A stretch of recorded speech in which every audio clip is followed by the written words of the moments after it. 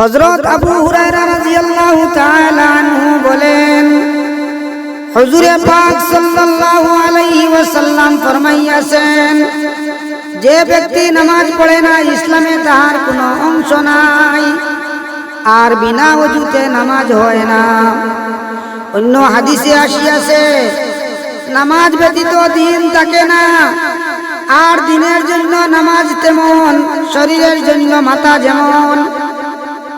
হযরত আবু হুরায়রা রাদিয়াল্লাহু তাআলা আনহু বলেন, হুজুরে পাক সাল্লাল্লাহু আলাইহি ওয়াসাল্লাম ফরমাইয়াছেন, যে ব্যক্তি নামাজ পড়ে না ইসলামে তার কোনো অংশ নাই, আর বিনা ওযুতে নামাজ হয় না।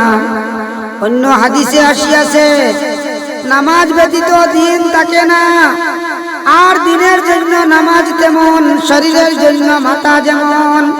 ফায়দা, যাহারা নামাজ না পড়িয়া নিজেকে মুসলমান বলে এবং ইসলামী জুসের লম্বা চৌড়া দাবি করিয়া থাকে, তাহারা যেন হুজুরে পাক সাল্লাল্লাহু আলাইহি ওয়াসাল্লামের উক্ত বাণীসমূহের প্রতি একটু লক্ষ্য রাখে এবং যাহারা পূর্ববর্তী বুজুর্গদের মতো সাফল্য অর্জনের স্বপ্ন দেখে, তাহারা যেন সেই মহাপুরুষদের অবস্থাও কিছুটা অনুধাবন করে, যে দিনকে তাহারা কতটা মজবুতির সহিত অবলম্বন করিয়াছিলেন, যার বলে দুনিয়া তাহাদের পদ চুম্বন করিতে বাধ্য হয়।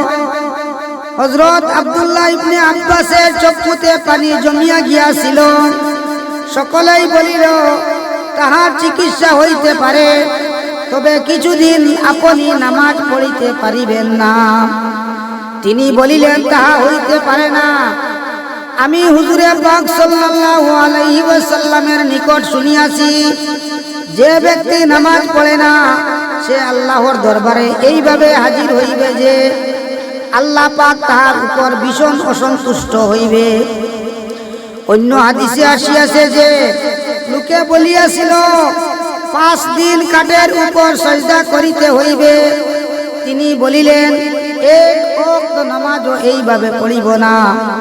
নামাজ ত্যাগ করার চেয়ে সারা জীবন অন্ধ থাকা ওইসব বুজুর্গদের নিকট অতি সহজ ছিল, অথচ অজর বশত নামাজ ছাড়িয়া দেওয়া জায়েজ ছিল।